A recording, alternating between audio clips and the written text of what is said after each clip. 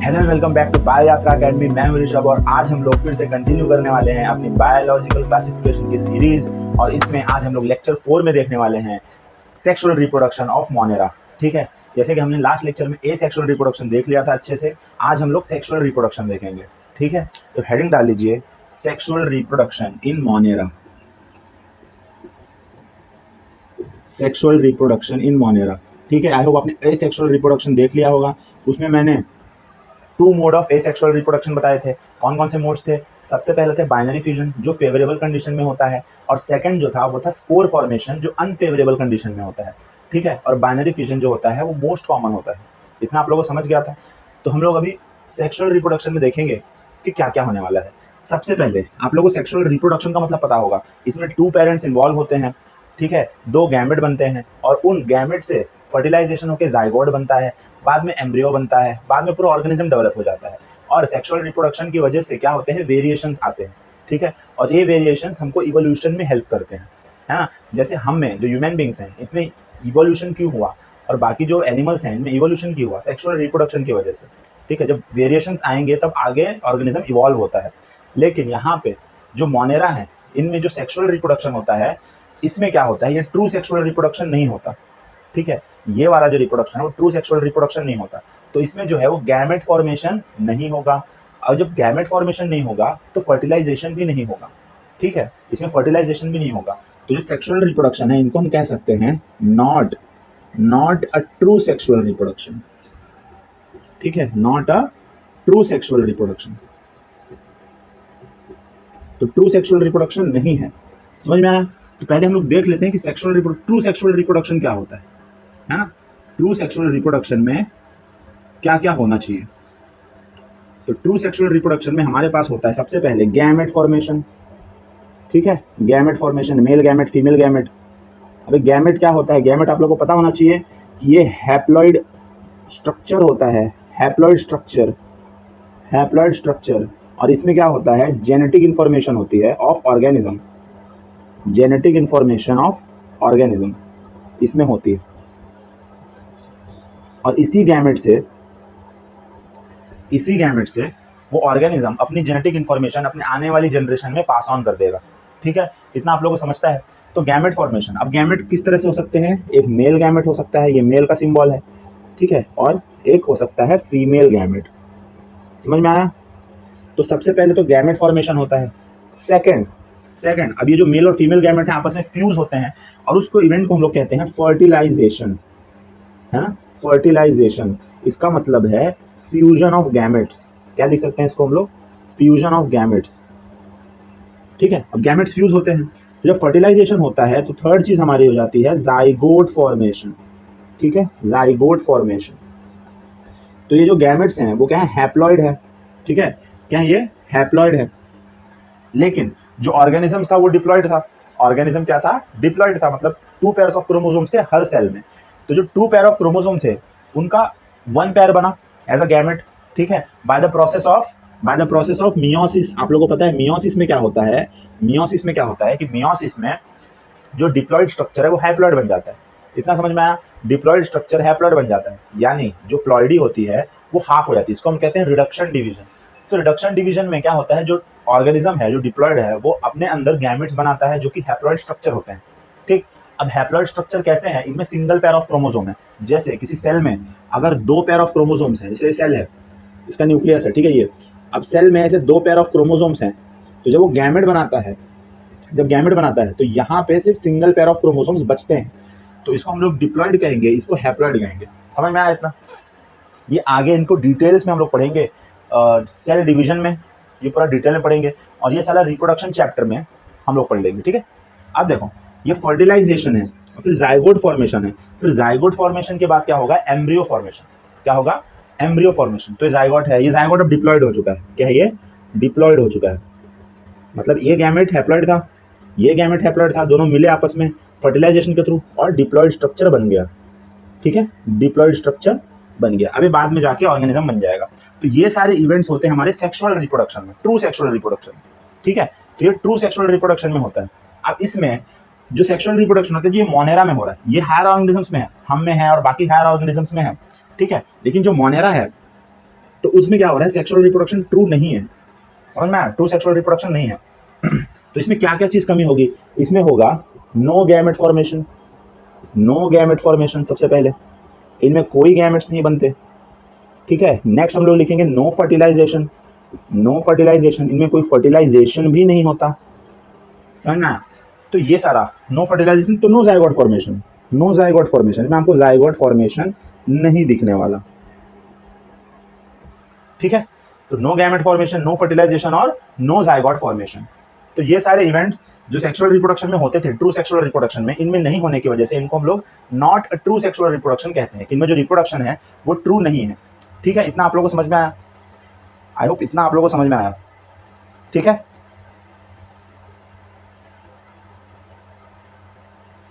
अब देखो, तो अब इनमें जो सेक्सुअल रिप्रोडक्शन होता है वो होता कैसे, ठीक है। तो सेक्सुअल रिप्रोडक्शन का मेन जो मोटिव है वो क्या है, वेरिएशन लाना, ठीक है, वेरिएशन लाना। तो अगर इनमें वेरिएशन ही नहीं आएगा तो उसका सेक्सुअल रिप्रोडक्शन का मतलब क्या हुआ। तो क्या इनमें टू पेरेंट इन्वॉल्व होंगे, जरूरी नहीं है, इनमें होनी चाहिए मिक्सिंग ऑफ जेनेटिक मटेरियल, मतलब वेरिएशन आने चाहिए, ठीक है। वेरिएशन आना ही सेक्सुअल रिप्रोडक्शन का ट्रू मोटिव है। तो वेरिएशन लाने के लिए हम लोग ये सब के बिना भी वेरिएशन ला सकते हैं, और बैक्टीरिया वही काम करता है, ठीक है। तो इनमें क्या होता है, इसको लिख लो, फिर आगे हम लोग बढ़ते हैं।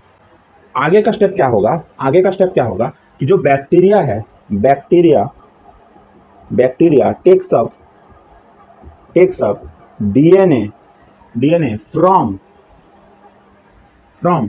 अनदर बैक्टीरिया,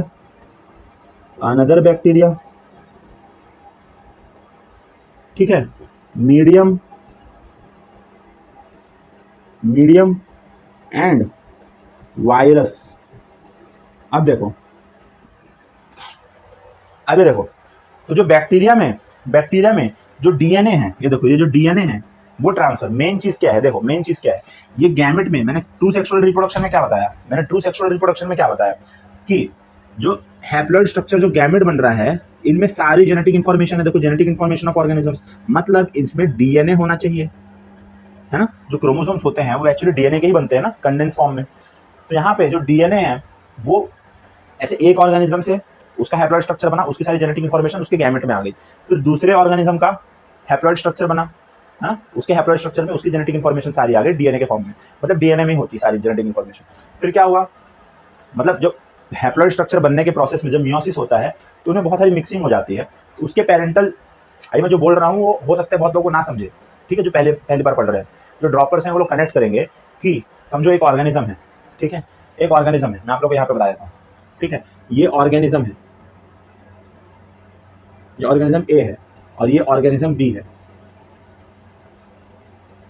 ये मैं ट्रू सेक्सुअल रिप्रोडक्शन के बारे में बता रहा हूँ, ठीक है, कि असल में सेक्सुअल रिप्रोडक्शन में होता क्या है। अब देखो, ये ऑर्गेनिज्म ए है, ये डिप्लॉयड है, ये भी डिप्लॉयड है। अब क्या होगा, इसके जो सेल्स हैं, इनमें ऐसे कुछ स्ट्रक्चर होंगे, तो ये वाले सेट मैं ऐसे जो बना रहा हूँ, तो ये वाले सेट में बोल सकता हूँ कि इसके फादर से आए हैं, ये वाले सेट बोल सकता हूँ कि इसके मदर से आए हैं।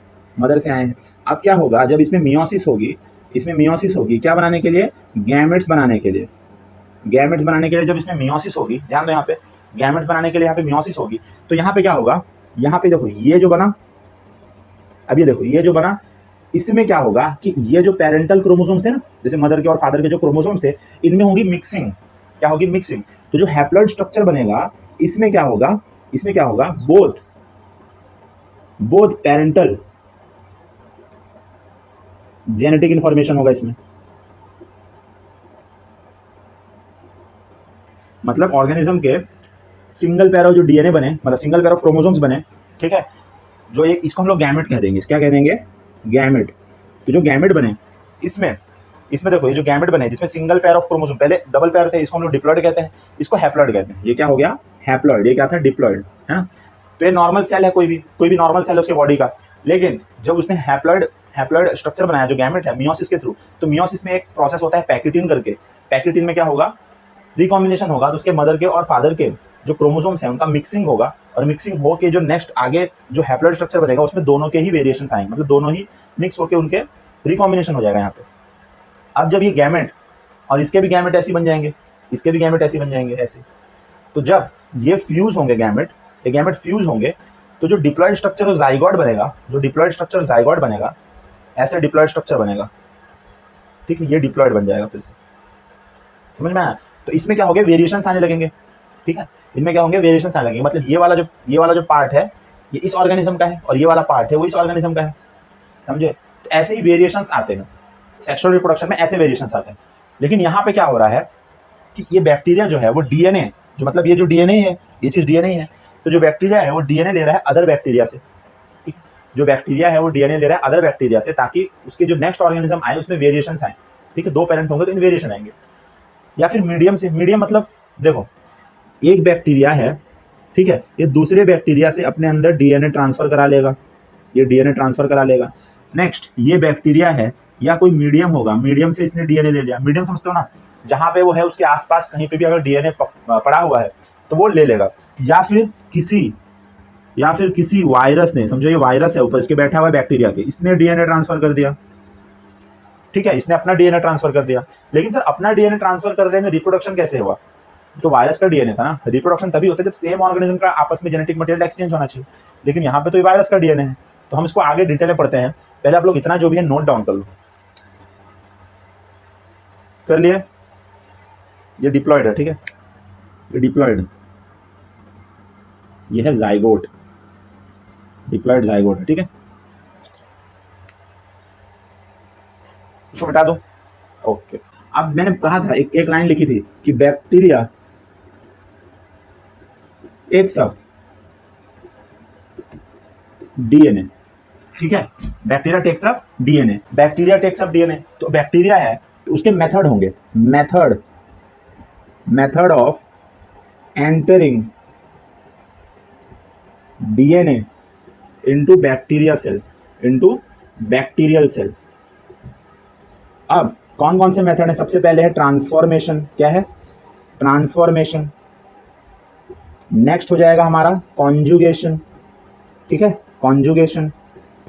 थर्ड हमारा हो जाएगा ट्रांसडक्शन, क्या हो जाएगा, ट्रांसडक्शन, समझ में आया। तो ये सारे हैं ट्रांसफॉर्मेशन, कॉन्जुगेशन और ट्रांसडक्शन। इसमें हम लोग बोल सकते हैं फ्रॉम मीडियम, जो ट्रांसफॉर्मेशन हो रहा है वो मीडियम से हो रहा है, कॉन्जुगेशन फ्रॉम अनदर बैक्टीरिया, और यहाँ पे थ्रू वायरल इन्फेक्शन, ठीक है, वायरल इन्फेक्शन ऐसे लिख सकते हैं हम लोग। अब मैंने बोल दिया कि जो डीएनए है वो एंटर करेगा बैक्टीरियल सेल के अंदर, तो जब डीएनए एंटर करेगा बैक्टीरियल सेल के अंदर तो क्या चेंजेस आते हैं, ठीक है, क्या चेंजेस आते हैं। तो जब क्या देखो मेथड मतलब डीएनए ट्रांसफर, जो डीएनए ट्रांसफर होता है cause phenotypic and genotypic change in bacteria, समझ में आया इतना। मतलब इसमें क्या होगा, देखो चेंजेस आएंगे, ठीक है, इसमें बैक्टीरिया में चेंजेस आएंगे अगर वो डीएनए ले लेगा अपने सेल के अंदर, अगर डीएनए उसने ले लिया और डीएनए की मिक्सिंग हो जाती है अंदर, तो क्या हो गया, उसके जीनोटाइप चेंज हो गया, मतलब जेनेटिक इन्फॉर्मेशन में कुछ वेरिएशन आया। जैसे जो नया ऑर्गेनिज्म बनता है, ह्यूमन बींग्स में भी जो नया ऑर्गेनिज्म बनता है तो उसका जेनेटिक इन्फॉर्मेशन एकदम डिफरेंट हो जाता है, ठीक है, वो एकदम डिफरेंट जेनेटिक, जो उनके पेरेंट्स थे उनसे भी ज़्यादा डिफरेंट है, ठीक है, तो वेरिएशंस आए, इसको हम लोग ये कहते हैं वेरिएशंस आए। तो इनमें क्या होगा, उसको हम लोग जीनोटिपिक चेंज कहते हैं। जीनोटिपिक चेंज मतलब जेनेटिक मटेरियल में चेंज जो सेक्सुअल रिप्रोडक्शन के थ्रू आता है। फिनोटिपिक चेंज मतलब अगर जेनेटिक इन्फॉर्मेशन में कोई चेंजेस आएंगी तो बाहर दिखेगा वो, ठीक है, बाहर मतलब मॉर्फोलॉजिकल जो फीचर्स हैं उनमें भी कुछ चेंजेस आ जाएंगे। तो मॉर्फोलॉजिकल फीचर्स में चेंज आना, जिनको हम लोग फिनोटिपिक चेंज बोलते हैं, मतलब change in morphological features. Phenotypic है ना, तो फिनोटिपिक में सिर्फ मॉर्फोलॉजिकल फीचर्स लिखेंगे। ये क्या है, मॉर्फोलॉजिकल फीचर्स, ये कैरेक्टर्स। और जीनोटाइप मतलब है जेनेटिक स्ट्रक्चर, जेनेटिक कैरेक्टर्स लिख दो, ठीक है। तो उसके जेनेटिक कैरेक्टर्स में चेंज आने को हम लोग जीनोटिपिक कहते हैं, और मॉर्फोलॉजिकल कैरेक्टर्स मतलब बाहरी स्ट्रक्चर में चेंज आने को हम लोग फिनोटिपिक कहते हैं, ठीक है। इतना आप लोगों को समझा। तो बैक्टीरिया अगर डीएनए ट्रांसफर करवाता है अपने अंदर तो उनमें ये दोनों तरह के चेंजेस आ सकते हैं। तो सबसे पहले आप लोग फर्स्ट की हेडिंग डालोगे ट्रांसफॉर्मेशन, ठीक है, ट्रांसफॉर्मेशन देखेंगे हम लोग अभी, समझे, हो गया, मिटा दो उसको। तो नेक्स्ट आप लोग हेडिंग डालो ट्रांसफॉर्मेशन, ठीक है। तो ट्रांसफॉर्मेशन में हम लोग क्या देखने वाले हैं, ट्रांसफॉर्मेशन में ट्रांसफॉर्मेशन में क्या देखने वाले हैं कि bacteria takes up DNA from the medium. ठीक है, जो बैक्टीरिया है, समझो ये बैक्टीरिया, ठीक है, ये बैक्टीरिया है, उसका क्या हो गया, सेल वॉल हो गया। ठीक है, ये इसकी सेल मेम्ब्रेन हो गई। अब इसमें क्या है, ऐसे इसका जेनेटिक मटेरियल है, यहाँ पे जेनेटिक मटेरियल प्रेजेंट है, तो क्या करेगा, ये ऐसे अपने अंदर अब्जॉर्ब कर लेगा। समझ में आया? तो ये जो जेनेटिक मटेरियल, ये मीडियम है, और ये क्या है, फॉरेन जेनेटिक मटेरियल जो प्रेजेंट है मीडियम में। ठीक, और ये किसका, खुद का बैक्टीरियल जेनेटिक मटेरियल। ठीक है, ये बैक्टीरिया का जेनेटिक मटेरियल है। अब क्या होगा, जैसे ही ये इसको अपने अंदर अब्जॉर्ब कर लेगा, वैसे इसमें ब्लेंडिंग चालू हो जाएगी और ये दोनों मिक्स हो जाएंगे। ठीक है, ये मिक्स हो जाएगा पूरा, और इसमें कुछ फिनोटिपिक और जीनोटिपिक चेंजेस दिखने लग जाएंगे। तो ये सारे को हम लोग क्या कहते हैं, ट्रांसफॉर्मेशन। मतलब मीडियम से कोई डीएनए को अब्जॉर्ब कर लेना, ये ट्रांसफॉर्मेशन है, ये बैक्टीरिया अक्सर करता है ना। ये हो गया। सेकंड हम लोग लिखते हैं कॉन्जुगेशन। सेकंड हम लोग जानेंगे कॉन्जुगेशन। नेक्स्ट हेडिंग डालो कॉन्जुगेशन। ठीक है, तो यहां से सेकंड लिखेंगे कॉन्जुगेशन। अब इसमें क्या होगा, इसमें bacteria takes up DNA from another bacteria, है ना, दूसरे बैक्टीरिया का डीएनए इसने ले लिया। ठीक है, अब डीएनए, अब देखो मैं तुमको बता दूं कि जो बैक्टीरिया होता है, इनमें एक तो अपना खुद का जेनेटिक मटेरियल होता ही है, सही बात है, और दूसरा एक ऐसे स्ट्रक्चर होता है जिसको हम लोग प्लाज्मिड कहते हैं। क्या कहते हैं, प्लाज्मिड। और प्लाज्मिड है एक्स्ट्रा क्रोमोसोमल डीएनए। क्या है ये, एक्स्ट्रा क्रोमोसोमल डीएनए। ठीक है, ये प्लाज्मिड है। इसका मतलब क्या हुआ, इसका मतलब इसमें भी जेनेटिक इंफॉर्मेशन है उसकी, है ना, बैक्टीरिया की। और ये किसके लिए रिस्पॉन्सिबल है, ये क्या करता है बैक्टीरिया में, ये रिस्पॉन्सिबल फॉर, ये मेन जेनेटिक मटेरियल नहीं है, मेन वाला तो ये है, ये मेन जेनेटिक मटेरियल है, मेन जेनेटिक मटेरियल ये है, बट ये क्या है, ये एक्स्ट्रा क्रोमोसोमल है, मतलब एक्स्ट्रा इंफॉर्मेशन कुछ कैरी करेगा। Responsible for external morphological features. ठीक है, ये बैक्टीरिया को कुछ प्रोवाइड करता है। ठीक है, जैसे बैक्टीरिया के पास जो कुछ एंटीबायोटिक रेजिस्टेंट बैक्टीरिया होते हैं, मतलब उनमें एंटीबायोटिक डालो तो भी वो नहीं मरते, तो प्लाज्मिड की वजह से वो सारे कैरेक्टर्स आते हैं। प्लाज्मिड में कुछ एंटीबायोटिक्स होंगे, है ना, मतलब एंटीबायोटिक रेजिस्टेंट जीन होंगे। ठीक है, तो इसमें प्लाज्मिड में कुछ एक्सटर्नल मॉर्फोलॉजिकल फीचर्स देने के लिए ये मतलब देने के लिए रिस्पॉन्सिबल होता है। अब देखो, तो फिर इस बैक्टीरिया में क्या फीचर्स दे रहा है ये, इस वाले बैक्टीरिया में इसने कौन से फीचर्स दिए, तो इस बैक्टीरिया में इसने क्या फीचर्स दिए, देखो इस बैक्टीरिया में यहाँ पे कुछ ग्रोथ हुई है, देखो ग्रोथ हुई है, क्या है, इसको हम लोग कहेंगे पीलाई। पीलाई क्या है, सरफेस स्ट्रक्चर है, मतलब बैक्टीरिया के सरफेस में आया हुआ है, सरफेस स्ट्रक्चर, है ना। ये क्यों आया है, बाय प्लाज्मिड, एफ प्लाज्मिड, इसको कहेंगे एफ प्लाज्मिड। देखो एक minute, by F plasmid, F plasmid मतलब ये प्लाज्मिड है, इसको एफ प्लाज्मिड क्यों कर रहे हैं, क्योंकि ये क्या है, ये है फिलामेंटस स्ट्रक्चर, ये है फिलामेंटस स्ट्रक्चर। अब देखो याद करो कि मैंने अभी बोला कि प्लाज्मिड जो है वो एक्सटर्नल मॉर्फोलॉजिकल फीचर्स देने के लिए रिस्पॉन्सिबल है ना। अब ये प्लाज्मिड को हम लोग क्या कहेंगे, एफ प्लाज्मिड। क्यों एफ प्लाज्मिड कह रहे हैं, क्योंकि ये कुछ फिलामेंटस स्ट्रक्चर बना रहा है जिसका नाम है पीलाई। ठीक है, पीलाई क्या है, फिलामेंटस स्ट्रक्चर है, जिसको किसने बनाया, एफ प्लाज्मिड ने बनाया। ठीक है, वो कहाँ पे, सरफेस में, उसको सरफेस स्ट्रक्चर भी कहेंगे, बाय एफ प्लाज्मिड। ठीक है, बाय एफ प्लाज्मिड। अब देखो ये ऐसे बैक्टीरिया, मतलब इसके पूरे जगह ऐसे प्लाज्मिड होंगे, अरे प्लाज्मिड पीलाई होंगे। ठीक है, ये सारे पीलाई हैं, ये प्लाज्मिड ने पीलाई बना दिया। ठीक, अब ये पीलाई बनाने से फायदा क्या है, फायदा ये है, देखो जैसी ये समझो एक बैक्टीरिया है, इसके पास क्या है, देखो इसके पास जेनेटिक इंफॉर्मेशन और ये प्लाज्मिड। ठीक है, ये प्लाज्मिड, तो इसके पास पीलाई है, इसके पास क्या है, पीलाई है। अब ये एक बैक्टीरिया है, इसके पास कोई भी पीलाई नहीं है, क्योंकि इसके पास एफ प्लाज्मिड ही नहीं होगा। क्या है, इसके अंदर एफ प्लाज्मिड नहीं है, देखो उसको मिटा देते हैं। इसके पास क्या है, इसके पास एफ प्लाज्मिड है, इसके पास नो एफ प्लाज्मिड, इसके पास कोई एफ प्लाज्मिड नहीं है। तो इसके पास एफ प्लाज्मिड होने की वजह से क्या है, पीलाई प्रेजेंट है, पीलाई प्रेजेंट है, और इसमें पीलाई एब्सेंट है। अब क्या होगा, देखो अब क्या होगा, ये वाले जो पीलाई है इसके साथ क्या बनाएंगे, कॉन्जुगेशन ट्यूब बनाएंगे। अब देखो आगे यहाँ पे देखो क्या होगा, यहाँ पे ये बैक्टीरियास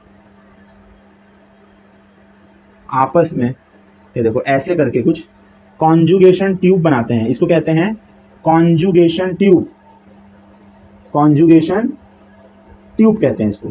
वो कैसे बने, ये पीलाई स्ट्रक्चर ही एक्सटेंड होकर कॉन्जुगेशन ट्यूब बना दिया। ठीक है, इसके लिए इन पीलाई को हम लोग कहेंगे सेक्स पीलाई। क्या कहेंगे, सेक्स पीलाई। क्यों, क्योंकि सेक्सुअल रिप्रोडक्शन में हेल्प कर रहा है। अब ये मेन जेनेटिक इन्फॉर्मेशन जो है वो ट्रांसफर नहीं होगी, ये वाली जो प्लाज्मिड वाला है ना, ये ट्रांसफर हो जाएगा इसके अंदर। क्या समझे, देखो दो तरह के बैक्टीरिया लिया मैंने, एक में एफ प्लाज्मिड थे, ठीक है, दूसरे में एफ प्लाज्मिड नहीं थे। जिसमें एफ प्लाज्मिड थे उसमें पीलाई प्रेजेंट था, और जिसमें एफ प्लाज्मिड नहीं थे उसमें पीलाई प्रेजेंट नहीं था। अब देखो ये पीलाई की प्रेजेंट होने की वजह से इसने क्या किया, कॉन्जुगेशन ट्यूब बनाया। कॉन्जुगेशन ट्यूब क्या है, एक ट्यूब लाइक स्ट्रक्चर है जो किसने बनाया है, बैक्टीरिया ने। कैसे बनाया है, क्योंकि उसके पास पीलाई है, तो पीलाई को उसने एक्सटेंड करके एक स्ट्रक्चर बना दिया जिसको हम लोग कॉन्जुगेशन ट्यूब कहेंगे, और उसी कॉन्जुगेशन ट्यूब से ये प्लाज्मिड इसमें ट्रांसफर हो जाएगा दूसरी वाली बैक्टीरिया में जिसके पास प्लाज्मिड नहीं था। अब इसके पास प्लाज्मिड नहीं था, अब इसके पास प्लाज्मिड आ गया, तो अब इसमें भी क्या होगा, इसमें भी क्या हो जाएगा, ऐसे ऐसे सेक्स पीलाई आ जाएंगी। समझ में आया, तो अब इसके अंदर भी प्लाज्मिड प्रेजेंट है तो सेक्स पीलाई आ गई, ये सेक्स पीलाई इसमें आ गई। तो इसको हम लोग क्या कहते हैं, ये पूरा है कॉन्जुगेशन। कॉन्जुगेशन समझे, देखो अब इसमें सेक्स पीलाई आ गई ना, तो इसमें भी देखो जेनेटिक चेंज हुआ और ये मॉर्फोलॉजिकल चेंज भी हो गया। जो मैंने लिखा ना, जेनेटिक इन्फॉर्मेशन में भी चेंज आना और मॉर्फोलॉजिकल कैरेक्टर्स में भी चेंज आना, तो जेनेटिक इन्फॉर्मेशन इसकी चेंज हो गई और जुड़ गया इन्फॉर्मेशन। नेक्स्ट, इस इन्फॉर्मेशन की वजह से यहाँ पे क्या आ गया, इसके फिनोटिपिक कैरेक्टर्स कुछ डेवलप हो गए उसी बैक्टीरिया में जिसमें नहीं थे। समझ में आया इतना, तो मैंने क्या बताया देखो पूरा, कि बैक्टीरिया क्या करता है, दूसरी बैक्टीरिया से अपना डीएनए ले लेता है, ठीक है, उसी का डीएनए ले लेता है। कौन सा वाला डीएनए, एक्स्ट्रा क्रोमोसोमल डीएनए, ये वाला एक्स्ट्रा क्रोमोसोमल डीएनए लेता है। नेक्स्ट, जो एक्स्ट्रा क्रोमोसोमल डीएनए है, जो प्लाज्मिड है, वो इसको हम लोग एफ प्लाज्मिड कहते हैं, क्योंकि ये फिलामेंटस स्ट्रक्चर बनाता है जिसका नाम है पीलाई। अब पीलाई जो है सरफेस स्ट्रक्चर है, ठीक है, और ये F plasmid responsible for external morphological features, और वही एक्सटर्नल मॉर्फोलॉजिकल फीचर ही है, सेक्स पीलाई का होना ही मॉर्फोलॉजिकल फीचर कहा जाता है। अब फिलामेंटस स्ट्रक्चर जो है उसको सरफेस स्ट्रक्चर भी कहते हैं, वो सरफेस पे आता है, और इसको एफ प्लाज्मिड ने बनाया। इतना समझ में आया, मेन जेनेटिक मटेरियल ये है, इसका ट्रांसफर नहीं, इसका ट्रांसफर होगा। अब ये पीलाई ने क्या बनाया, कॉन्जुगेशन ट्यूब बनाया उसके साथ जिसके पास जेनेटिक इन्फॉर्मेशन प्लाज्मिड वाली नहीं थी। अब इसको प्लाज्मिड यहाँ पे ट्रांसफर कर दिया, और जो जिसमें ट्रांसफर हुआ उसके पास भी सेक्स पीलाई आ गया, मतलब उसमें भी मॉर्फोलॉजिकल फीचर्स आ चुके हैं। इतना समझ में आया। नेक्स्ट हेडिंग डाल लो, ट्रांसडक्शन। आई होप ट्रांसफॉर्मेशन और ये कॉन्जुगेशन समझ में आया होगा, ठीक है, मिटा दो इसको। ओके, नेक्स्ट है हमारा ट्रांसडक्शन। ट्रांसडक्शन, अब ट्रांसडक्शन में क्या होता है, ट्रांसडक्शन में क्या होगा, ट्रांसडक्शन में जो बैक्टीरिया है वो दूसरे बैक्टीरिया से डायरेक्ट डीएनए नहीं लेगा, या फिर मीडियम से भी नहीं लेगा, वो डीएनए लेगा लेकिन उसको दिया जाएगा किसके थ्रू, वायरस के थ्रू, ठीक है। ये देखो, ट्रांसडक्शन में DNA of one bacteria transferred to another bacteria by viral infection, ठीक है। अब देखो कैसे होता है वो, कैसे होगा समझ में आया, देखो समझो इधर पे, ये समझो एक बैक्टीरिया है, अब यहाँ पे इसके पास अपना खुद का जेनेटिक इन्फॉर्मेशन है। अब यहाँ पे एक बैक्टीरिया को इन्फेक्ट करने वाला एक वायरस होता है, ऐसे कुछ दिखता है, सर क्या है ये कोई स्पाइडर नहीं है, ये एक क्या है, वायरस है। अब इस वायरस के अंदर इसके जेनेटिक इन्फॉर्मेशन भरी हुई है, ये उसका कैप्सूल है, ठीक है, ये प्रोटीन की शेथ है, ठीक है, ये सारी चीज़ आप लोग देखोगे आगे। ये बैक्टीरियोफेज है, लेकिन ये बैक्टीरिया नहीं है, ये वायरस है, ठीक है। जैसे बैक्टीरिया तुमको इन्फेक्ट करता है ना, तो बैक्टीरिया को भी कोई इन्फेक्ट करता है जो उससे भी छोटा होता है, वो कौन है, वायरस। और जो बैक्टीरिया को इन्फेक्ट करने वाला वायरस है उसको हम लोग बैक्टीरियोफेज कहते हैं, है ना। अब ये क्या करता है, इसके अंदर इसके ऊपर ऐसे अटैच हो जाएगा, ऐसे अटैच हो जाएगा इसके ऊपर, ऐसे अटैच हो जाएगा और अपने जेनेटिक इन्फॉर्मेशन इसके पास है, वो क्या करेगा, वो ऐसे ऐसे देखो ऐसे बैठ के इसके ऊपर इन्फेक्ट कर देगा, इसको इन्फेक्शन कर देगा, ठीक है, अपना जेनेटिक इन्फॉर्मेशन इसमें पास ऑन कर देगा, ऐसे पास कर देगा अपना जेनेटिक इन्फॉर्मेशन, ठीक है। तो ये बैक्टीरियल डीएनए था, ये बैक्टीरियल डीएनए था। अब ये क्या है, ये वायरल डीएनए है। क्या है ये, वायरल डीएनए,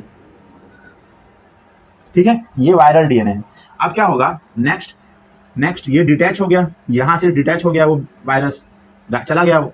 लेकिन यहाँ पे इसके डीएनए से बहुत सारे बैक्टीरियोफेज बनते हैं ऐसे, और इन बैक्टीरियोफेज में क्या होगा, इन बैक्टीरियोफेज में ये जो जेनेटिक मटेरियल आएगा, इसमें ये जो जेनेटिक मटेरियल आएगा, ये इसमें क्या होगा, ये जो जेनेटिक मटेरियल है इसमें बैक्टीरियल डीएनए भी है, वायरल डीएनए भी है। मतलब कॉम्बिनेशन, क्या है, combination of bacterial plus viral DNA. समझ में आया, ये कॉम्बिनेशन है इसके अंदर, ठीक, क्या इसमें कॉम्बिनेशन है। अब देखो इसमें अगर कॉम्बिनेशन है, नेक्स्ट स्टेप में क्या होगा, ये बैक्टीरियल सेल को तोड़ देगा, है ना, lysis of bacterial cell. Lysis मतलब तोड़ना, बैक्टीरियल सेल, ठीक है, बैक्टीरियल सेल। अब देखो बैक्टीरियल सेल का लाइसिस होगा तो ये बाहर आ जाएंगे, ये ऐसे बाहर आ जाएंगे। अब ये बाहर आके फिर से दूसरी बैक्टीरिया को इन्फेक्ट करेंगे। तो यहाँ पे आप लोग देख रहे हो कि ये वाली बैक्टीरिया का जो डीएनए था इसके पास आ गया। अब ये जैसे ही दूसरे बैक्टीरिया को इन्फेक्ट करेगा तो इस बैक्टीरिया वाला डीएनए इसने ट्रांसफर किया ना, है ना, एट द एंड इसने क्या किया, अपना डीएनए तो उसने ट्रांसफर कर लिया, लेकिन अब इसका डीएनए बैक्टीरियल डीएनए के साथ मिक्स हो चुका है, तो बैक्टीरियल डीएनए का भी कुछ पार्ट नेक्स्ट बैक्टीरिया में जाएगा जब वो नेक्स्ट बैक्टीरिया को इन्फेक्ट करेगा। तो ऐसे इसको हम लोग रिप्रोडक्शन कहते हैं। वैसे तो ये इन्फेक्शन है, लेकिन क्या हो रहा है, इसकी जेनेटिक इन्फॉर्मेशन मिक्सिंग हो रही है, और मिक्सिंग होने की वजह से ये पुराने वाले बैक्टीरिया का भी जेनेटिक मटेरियल मतलब जेनेटिक इन्फॉर्मेशन नेक्स्ट बैक्टीरिया में ट्रांसफर कर देता है।